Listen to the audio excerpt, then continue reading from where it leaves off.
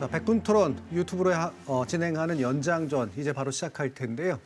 오늘 두 분 오랜만에 뵙는 두 분의 정치인 그리고 그래서 앞에 앉아 계신 시민 여러분들도 질문하고 싶은 것이 엄청나게 많아 보이는 상태입니다. 그래서 막 손을 들려고 막 계속 움찔움찔하시는 분들이 지금 여기저기 눈에 좀 띄고 있는데요. 일단은 뭐 특별히 지정하지 않으셔도 되고요. 두 분께 다 질문하셔도 되고요. 자유롭게 한번 손을 들어주시면 제가 지정해 보겠습니다. 예, 손을 진짜 빨리 들으신 이 앞에 계신 분 질문해 주실까요? 안녕하세요. 경희대학교 정치외교학과에 재학 중인 김준영이라고 합니다. 유승민 대표님께 질문해 보도록 하겠습니다. 그 대표님께서 항상 방송에 나오셔서 인구 구조 문제에 대해서 많이 지적을 해주셨고 이를 위해서 많은 개혁이 필요하시다고 말씀해 주셨는데 저는 이 20대 청년으로서 인구 구조 문제 해결과 관련해서 우리나라 정치가 특히 보수 정치가 간과하고 있는 아젠다가 있다고 생각합니다. 그것은 저는 이민 문제라고 생각하는데요. 일단 우리나라의 출산율이 굉장히 낮은 0.78 수준인데 지금 인구 구조 문제로는 2030 세대가 모든 세대가 이제 자식을 모두 결혼해서 자식을 2명씩 낳아도 해결 안 되는 수준이라고 저는 들었습니다. 그런데 자유민주주의 국가에서 출산을 강제할 수 있는 노릇도 아니고 출산율을 해결하려면 이제 전반적인 사회 구조 개혁이 필요한데 그거는 굉장히 오랜 시간이 걸리는 문제지 않습니까? 그런 면에서 서구 국가들 다양한 나라들이 이런 해결책으로 이민 문제를 들고 나왔는데 아직까지 우리나라 정치가 이민 문제에 관련한 사회적 논의나 담론이 굉장히 적다 생각하고 그리고 이민청 문제에 관련해서도 뭐 댓글이나 보면은 그냥 부정적인 의견밖에 저는 잘 못 봤거든요. 그런 면에서 인구 구조 문제에 대해서 굉장히 많은 관심을 가지신 유승민 전 대표님께서 이민 문제에 대한 생각을 어떻게 가지고 계신지 질문을 드리고 싶습니다. 예, 고맙습니다. 바로 하십니다. 저는 우리나라에서 앞으로 단 한 가지 문제만 꼽으라면 저는 인구라고 생각합니다. 저는 경제고 안보고 뭐 양극화고 그건 그 다음 문제라고 생각. 인구 문제 이거 해결 안 하면 저는 대한민국 아까 제가 말한 대로 쪼그라들어서 이제 많이 망하는 길로 간다라고 생각하는데 이민이 저는 인구 문제의 해결책이라고는 생각하지 않습니다.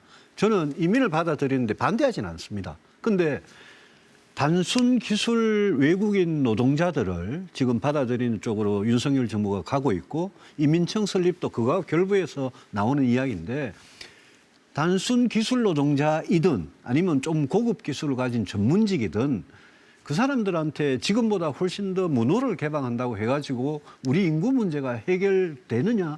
저는 그건 절대 아니라고 생각합니다. 그거는 많은 세계적인 석학들도 그렇게 생각하고 이민이라는 게요. 우리 다문화 그동안 많이 받아들였습니다. 근데 제가 저 지역구 국회의원을 4번을 해봤으니까 제 지역구에서도 다문화 가정이 굉장히 많습니다. 근데 이민을 받아들인다는 게 그냥 한 사람 받아들여가지고 그 사람의 노동력을 우리가 활용하고 마치 버리면 된다 이런 식으로 생각하면 절대 안 되는 게 사람이 한 사람 오면 그 가족이 오곤 하면 그 아이가 태어나고 그 사람들이 언어와 우리 사회의 적응과 그 사람들이 범죄나 불법을 저지르지 않고 아주 괜찮은 대한민국 시민으로 살아가도록 하는 그런 모든 시스템이 다 되어 있어야 되는데 우리나라는 그런 점에서 이민을 제대로 받아들이기에 아직도 너무나 부족합니다. 인식 자체도 기업들이든 농촌이든 인식 자체도 그냥 우리 3D 업종에 우리 노동력들이 잘 안 가려고 그러니까 어려운 거기에다가 그냥 써먹고 그냥 버리는 이런 식으로 생각하거든요. 그거는 이민이 아닙니다. 그거는 그냥 단기적으로 외국인 노동자를 그 낮은 임금에 활용하겠다는 것 뿐이거든요. 제가 생각하는 인구 문제 해결책은 저는 뭐 굉장히 다양합니다만은 예컨대 이런 게 하나 있습니다. 오늘 나온 여론조사인데요. 우리나라가 결혼을 해야 아이를 낳는다 그러잖아요. 근데 프랑스 가면 박스라는 게 박스. 프랑스가 100년도 넘게 전에 민족의 자살, 출산 파업 이러면서 진짜 심각한 인구 문제가 있었는데 프랑스 사람들이 100년 동안 노력을 해가지고 그걸 극복해가지고 지금은 유럽에서 출산율이 제일 높은 나라가 프랑스입니다. 프랑스의 박스라는 게 뭐냐면 시민연대 계약이라는 건데 그거는 결혼을 안 한 남녀가 아이를 낳고 아니면 입양을 해서 아이를 키우든 결혼을 한 사람하고 모든 점에서 똑같은 대우를 해주는 겁니다. 복지든 노동 조건이든 모든 걸 똑같이. 근데 그런 제도를 도입하는 데에서 우리나라 국민들한테 찬성하냐고 물어보니까 60대 이상이 80% 넘는 분들이 찬성을 하세요. 그 결혼제도라는 걸 잘못 건드려 놓으면 기독교에서 뭐 어디에서 종교적으로 난리가 났는 게 과거 일이었는데 지금 그만큼 저는 우리나라 국민들이 이 인구 문제에 대해서 절박성을 느끼고 있다. 위기감을 느끼고 있다. 이럴 때 저는 죽어도 결혼 안 하겠다. 나는 죽어도 아예 안 낳겠다라는 젊은 남녀한테는 정책이 안 통하겠죠. 그렇지만 내가 경제적으로 시간적으로 좀 여유가 있으면 나는 가정도 가지고 뭐 결혼을 하든 안 하든 동거를 하든 아이를 낳고 기르고 싶다라는 그런 젊은 남녀가 있으면 그런 젊은 남녀한테는 경제적인 거하고 시간적인 거를 확실하게 보장을 해주는 쪽으로 저는 완전히 혁명적으로 저는 가자는 입장입니다. 그래서 지금 뭐 국가 부채가 50%까지 넘는다는데 저는 이 문제 해결을 앞으로 10년 안에 한다. 그러면 저는 국가 부채 비율을 지금 50%에서 80%, 90% 가도 좋다는 입장입니다. 그만큼 저는 이 문제에 대해서 굉장히 절박하고 급하고 아주 혁명적인 변화가 있어야 한다는 그런 생각을 다양한 정책에서 갖고 있고 그게 전부 다 우리가 생각하고 있는 그런 결혼 제도의 문제, 인식의 문제, 기업의 문제, 노동의 문제, 교육, 주택 이런 문제가 다 해당돼 있는데 그걸 지금과 같이 찔끔찔끔 하는 정책으로는 저는 해결이 안 되라고 안 된다 봅니다. 종합 패키지로 풀어야 되고 그러려면 일반적으로는 보수 쪽에서는 국가 부채 늘리는 거 싫어하시지만 그걸 위해서라면 늘릴 수도 그걸 있다. 위해서라면 저는 할 수 있다고 생각합니다. 네, 혹시 이 부분 이철수 성님도 좀 전해 주시겠어요? 비슷한데 진보신데요? 인구 문제를 해결하는 걸 가지고 그 진보가 있죠. 아니 복지도 그렇고. 예. 그러니까 뭐 저는 뭐 더 말씀 워낙 잘 설명하셨으니까 못할 건 없습니다만 지금 질문하신 거는 민청이나 이런 것들이 제가 좀 과문한지는 모르겠습니다만 일종의 노동 정책으로 추진하는 것 그렇죠. 같아요. 일종의 막노동이나 저급한 노동. 인구 정책은 그렇게만 가면 안 되고요. 근본적인 뭔가를 풀어야죠. 근데 저도 일종의 출산 파업 같은 게 있잖아요. 그래서 출생률이 낮아지는 거 아닙니까? 근데 이걸 풀려면 여러 가지 이 다각도로 해야 되겠습니다. 저는 가장 급한 것들이 사회경제적인 해법들을 추진하는 게 맞다고 봅니다. 그걸 자꾸 외면하고 뭐 애를 낳아라 마라 이렇게 하는 게 얼마나 설득력이 있겠습니까? 우리가 0.78입니다만 서울은 0.5인가 그렇거든요. 여기는 거의 안 놓는데요. 그럼 왜 그렇겠습니까? 서울은 그만큼 삶이 고단한 거잖아요. 엄청나게 고단한데 애 놓고 싶겠습니까? 그러니까 애를 놓고 싶은 마음이 들게끔 낳아도 되게끔 하는 거를 만들어주는 거는 우리 사회 몫인데 그건 안 하면서 마치 해야 될 일을 안 하는 것처럼 출생률 갖고 여성들 압박하는 거는 대단히 잘못된 거고 번지수를 잘못 찾은 거죠. 그럼 더 안 할 거래요? 네. 그렇죠. 책임을 묻는 식으로 가면은 사실은 오히려 더 거부감이 그렇죠. 되는 거죠. 예. 자, 그럼 또 다른 질문 주실까요? 여기 마침 또 여성분 뒤에 노란 옷 입으신 분. 예. 네, 안녕하세요. 현재 법학과에 재학 중인 대학생 이다은이라고 합니다. 우선 질문 기회 주셔서 감사합니다. 저는 학교 수업을 들으면서 아까 유승민 의원님께서 실종이라는 키워드를 사용하셨는데 저도 학교에서 수업 시간에 평균 실종 사회다. 현재는 평균 실종 사회라는 얘기를 들으면서 이제 사회, 정치, 경제 여러 분야에서 평균이 있다기보다는 양극화나 N극화의 시대로 가고 있다. 그게 심해지고 있어서 그래서 제가 보기에는 현재 그 대한민국 청년들이 좀 극심한 혼란을 겪고 있는 것 같아 보입니다. 그래서 이런 혼란이 많은 시기에 두 분께서는 대한민국 청년들이 무엇을 어떤 식으로 준비하면 좋을지, 미래를 위해 어떤 식으로 준비하면 좋을지 조언 한 말씀 부탁드립니다. 네. 그러니까 실종 사회라는 건 있어야 될 게 없고 가운데 뭔가 자리해 줘야 될 게 자리하지 않는 이제 그런 사회로 아마 의미하시는 것 같고요. 그러니까 이제 전망이나 예측이 잘 안 되는데 청년들 얼마나 힘들겠냐 이런 얘기신데 뭐 이번엔 이철익 수석께서 먼저 좀 얘기해 주실까요? 참 이게 나이 연세 드신 분들도 많아지고 점점 비중이 커지잖아요. 근데 그분들은 그분들대로 또 삶의 어려움이 다 있는 거고 청년은 청년들대로 또 그런 문제가 있어서 양쪽이 다 이렇게 풀면 좋은데 뭐 양쪽 다 잘 안 되는 건지도 모르겠습니다만 제가 국회의원 할 때 그 타다금지법이라는 게 이제 있었습니다. 그 타다가 그때 막 성행을 해갖고 그랬죠. 특히 여성들이 좋아했거든요.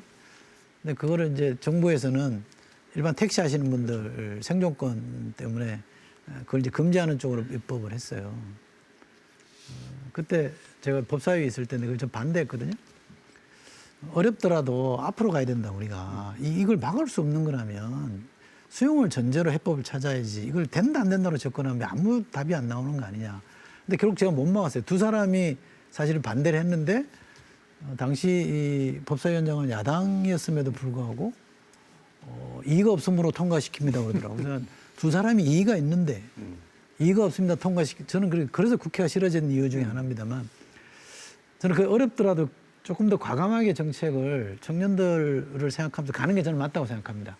저도 나이 들어가는 사람 중에 하나이긴 합니다만 그런데 제가 이거 하나만한 얘기인지 모르겠습니다만 세상을 바꾸려면요 청년들 친화적인 세상을 만들려면 정치에 관심을 가져야 됩니다. 청년들의 목소리가 국회에 들어가고 청년들의 목소리가 정치에 들어가서 의사결정에 영향을 미쳐야 돼요. 지금은 너무 과소대표되는 거 아닙니까? 그렇죠? 과잉대표되고 있는 세대가 있거든요.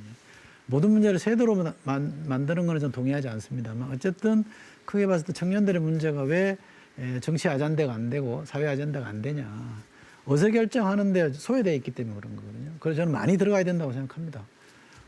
근데 그러려면 정치 제도가 바뀌어야 되고요. 지금 청년들이라는 게 우리 지금 선거제도에 지역구 가서 해보라 그러면 잘 안 되잖아요. 그래서 비례대표제를 저는 더 늘려서 청년들 위주로 여성 청년들 위주로 많이 공천해주면 좋겠다고 싶은데 국민의힘에서 혁신위가 그런 제안을 했던데 저는 잘한 제안이라고 생각합니다. 민주당도 저는 당연히 그렇게 하면 좋겠다 싶은데 그렇게 해서 의사결정하는데 많이 참여해서 그 목소리를 내는 게 저는 중요하다고 생각합니다. 그러지 않고 자꾸 바깥에서만 얘기하면 안 듣습니다. 왜 정치인들이 청년들 문제를 도외시하느냐?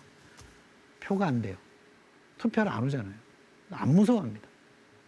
민주사회에서는 표로 급박하는 게 가장 효과적이기 때문에 여러분들이 정치에 관심을 갖고 열심히 투표하고 누가 잘하는지 못하는지 판별해내는 그런 정도 수고로움을 감당을 해야 정치인들이 여러분들의 목소리를 귀를 기울일 것이고 좋은 결정을 아마 할 겁니다. 네. 청년들이 정치를 하려면요. 저는 중요하다고 생각하는데 청년들이 정치를 하려면 지금 국민의힘이든 민주당이든 둘 다 보면 그 기득권을 누리는 집단들이 그걸 절대 안 내놓습니다. 그 청년들이 이수석께서 말씀하신 투표율이 낮다는 것은 사실은 최근에는 많이 개선이 됐어요.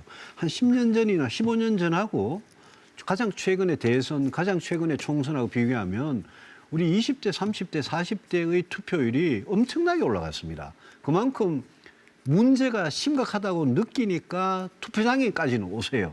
근데 그 청년들의 의사를 대변해가지고 법이든 예산이든 정책이든 반영해주는 구조가 있으려면 이수석님 말씀대로 여러분을 대변하는 그런 정치인들이 진짜 나타나야 되는데 여의도에는 나이는 청년인데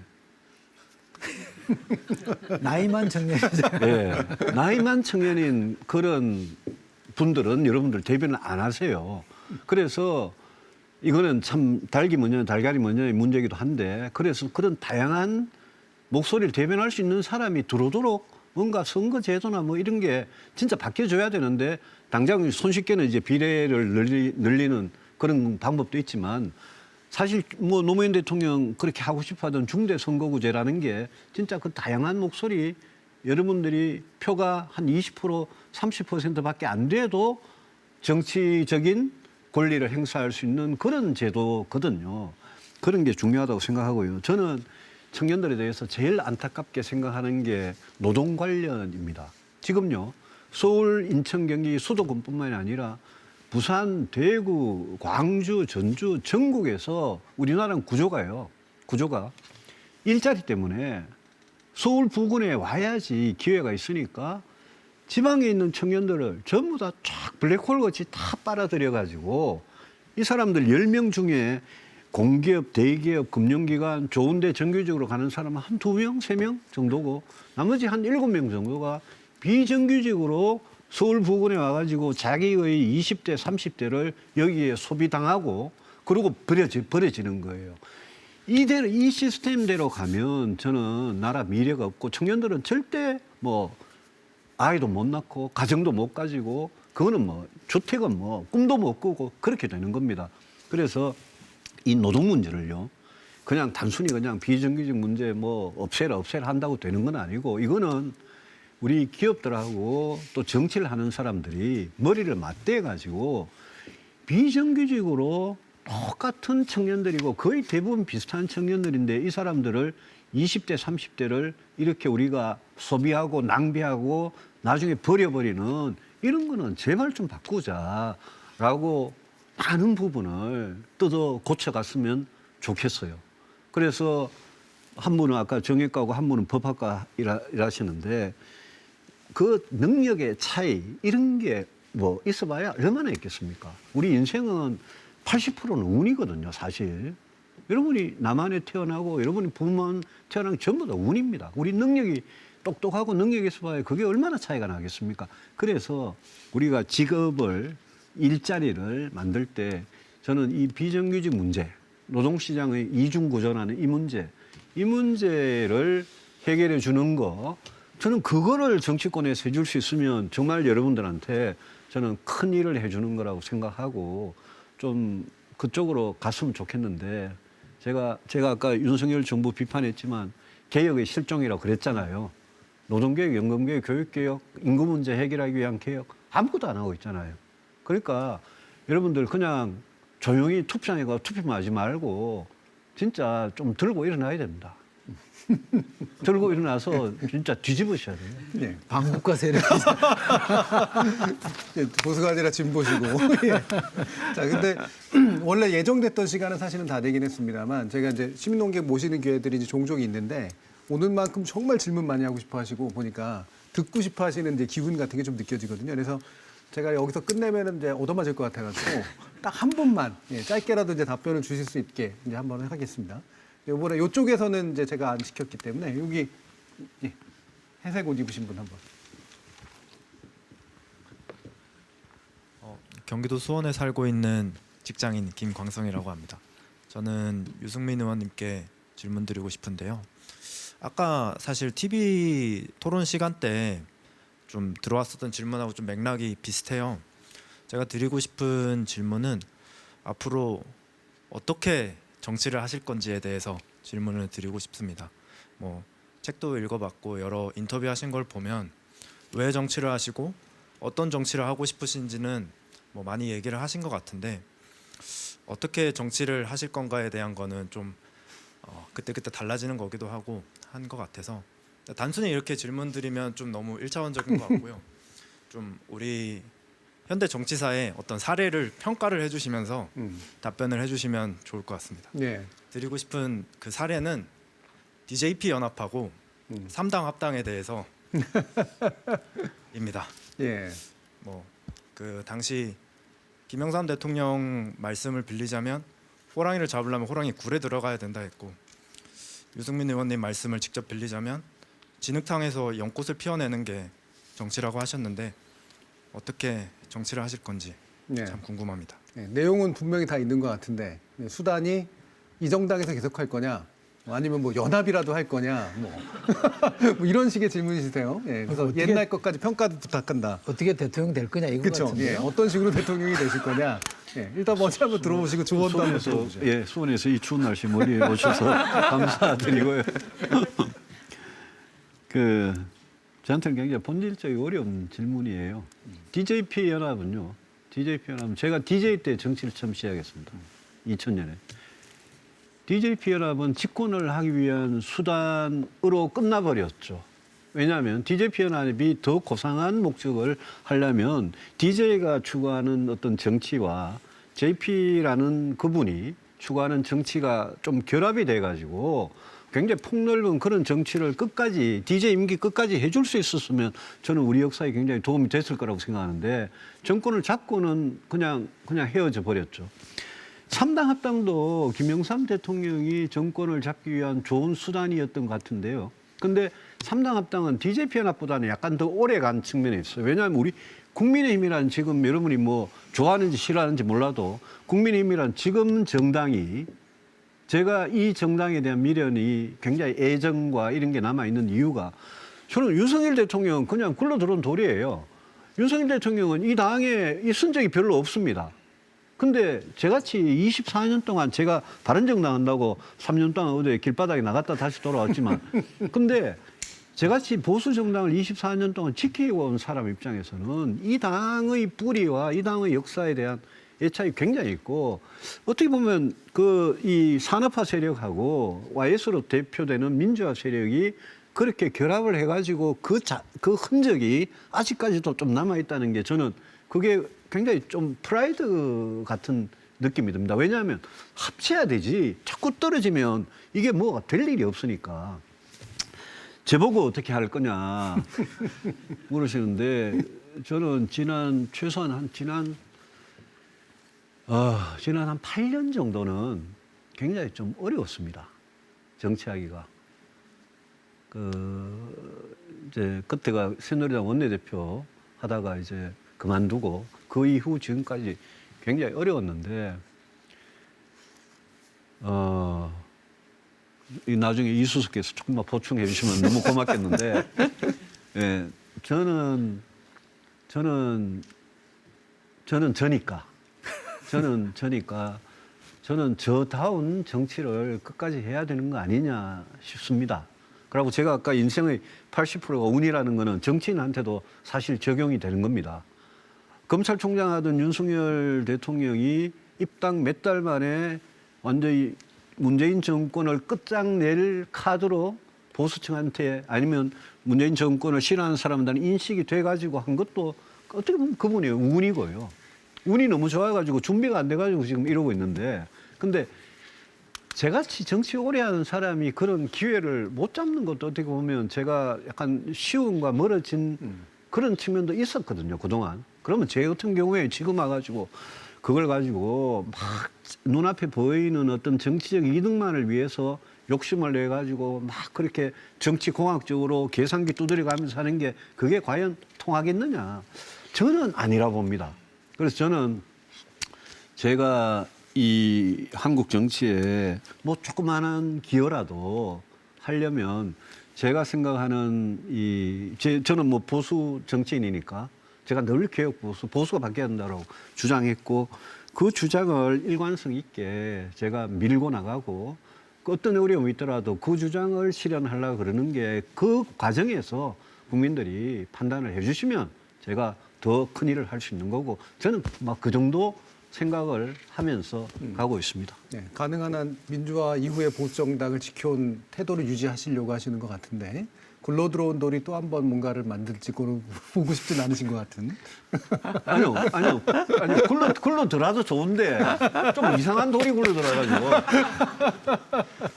저런이 좋아하겠습니까? 마침 DJP 연합이나 3당 합당에 대한 평가도 역사적 평가도 좀 있어서요. 사실 정치평론 또 오래 해오셨고 이런 중요한 부분에 대한 나름의 견해가 있으실 것 우선 같은데. 우리 유승민 대표님에 대한 뭐 제 사견 진짜 제가 완전 제 사견으로 말씀드리면 이미 성공한 정치인이라고 저는 봅니다.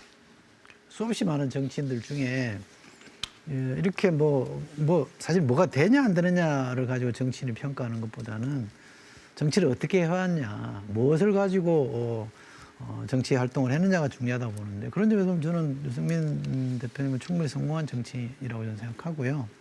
그렇다고 대통령 안 된다는 얘기는 아닙니다. 저는 제가 잘 틀리긴 합니다만 대통령 될 것 같습니다. 네, 진짜 진심으로 드린 말씀인데 왜냐하면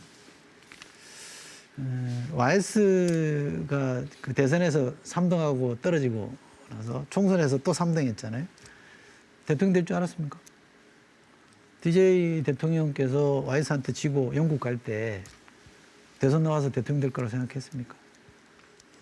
이명박 대통령이 선거법으로 국회의원직 날아갈 때 국회의원 될 거라고 누가 생각했겠습니까? 그러니까 시의원이 국민이 그 필요성을 절감해서 요때는 이런 사람이 필요하다고 생각하면 저는 쓴다고 생각합니다. 근데 지금 대한민국에 유승민 같은 개혁적 보수가 필요로 할 거라고 저는 제 감으로는 그렇습니다. 제가 잘 틀립니다. 근데 국힘은 제가 보기에는 요즘 표현하면 좀 흑화되는 길을 가고 있어요. 과거에 YS가 합류했을 때는 괜찮은 정당이었고 노태우 대통령만 하더라도 북방 정책이니 뭐니 하면서 굉장히 전향적으로 좀 갔던 측면이 있고 YS는 김영삼 대통령은 금융실명제니 하나회 청산이니 요즘 서울에 보면 보셨는지 모르지만 그 나쁜 놈들을 일거에 청소했잖아요. 그런 것들이 이른바 개혁적 보수라고 할 수 있는 민주화와 산업화 세력이 합쳐져서 개혁적 보수의 큰 흐름을 형성했는데 이게 그 이후로 가면서 바뀌었어요. 저는 사실 이회창 총재 때까지만 하더라도 그 흐름이 좀 이어졌다고 저는 생각하는데 그 이후에 이제 이명박 대통령이 이렇게 그치면서 또 지금은 더 많이 흑화가 돼서 전혀 엉뚱한 정당, 약간 우클릭을 해도 좀 과하게 한 정당 또는 행태나 이런 것들이 좀 후진적인 이런 정당으로 되어 있습니다만 이게 흐름이라는 게 한쪽으로 가다 보면 어느 순간 이게 아닌가 보다가 다시 돌아오거든요. 그런 속성이 있습니다. 그래서 지금 상당 기간 이렇게 왔는데 이대로 가서 대한민국이 과연 가능할까? 대한민국 정치가 온전할까라는 우려들이 점점 커지고 있기 때문에 그 지점에서 저는 유승민 대표님을 호명할 가능성이 상당히 저는 크다고 보고요. 다만 제가 한참 후배로서 주저넘게 말씀드리면 새로운 당을 만들었다가 한번 실패해 보셨기 때문에 근데 정치권에서 많이 하는 실패를 얘기할 때는 유승민 대표께서 너무 올고 드니까 이 포용력이 좀 떨어진다. 사람을 품어야 되는데 안 품어서 저렇게 됐다. 지금 유승민 대표에서 제일 거품물고 반대하는 사람들이 옛날에 정당을 같이 했던, 같이 탈당했다 같이 했던 사람들이 있거든요. 그러니까 제가 외람되지만 대선배님한테 이런 말씀 드리긴 그렇지만 정치하고 소세지는 만드는 과정을 보면 안 된다 그러잖아요. 미국 속담에. 그러니까 저는 속아줄 때도 필요하고 뭐 싫어도 안아줄 때도 필요하고 이런 정치 약간 정치 여러 면이 있겠습니다만 이런 점들만 더 소세지 같은 하면 소세지 정치. 소세지 만드는 거죠. 그러면 더 저는 좀 뭐라 그럴까요? 이렇게 완전체 완벽해질 거라고 생각하고 저는 대한민국의 이런 정치 개혁적 보수를 취하는 정치인들이 나가떨어지지 않고 버텨주는 게 전 대단한 거라고 생각합니다. 정말 진심으로. 왜냐하면 정치라는 게 자꾸 극단으로 가고 뭔가 선명성의 기치만 가지고 상대방 공격하는 걸로만 재미를 느끼는 정치인들이 득세하면 정치가 사라져버리고요. 정치가 황폐화되는 거고 그러면 사회 전체를 엉뚱한 방향을 끌고 가서 위험하게 만들기 때문에 저는 잘 버텨주는 것만도 사실은 고마운데 전 잘 될 거라고 봅니다. 정말. 잘 틀립니다. 자, 오늘 이제 100분 토론 연장전까지 또 시민 논객분들과 함께 했고요. 100분 이상 토론이 이제 돼버리긴 했습니다만 그래도 그 시간이 꽉 채워진 그런 느낌 드렸을 거라고 한번 좀 믿어 봅니다. 사실 뭐 또 두 분도 보니까 오늘 유승민 대표님 같은 경우에는 막 이렇게 강연하듯이 이렇게 정말 시민들과 정말 만나고 싶어하는 열정이 좀 느껴졌고요. 오랜만에 뵌 이철희 전 수석 같은 경우에는 하고 싶은 말이 많으실 것 같은 느낌이 굉장히 많이 드는 그런 시간이었습니다. 자, 이 두 분과 함께 또 우리가 토론을 통해서 정치에 대한 희망을 좀 키워나가는 그런 시간들을 마련해 봤으면 좋겠습니다. 오늘 100분 토론은 이 순서로 마치도록 하겠습니다. 함께해 주신 모든 분들 그리고 두 분 감사드립니다.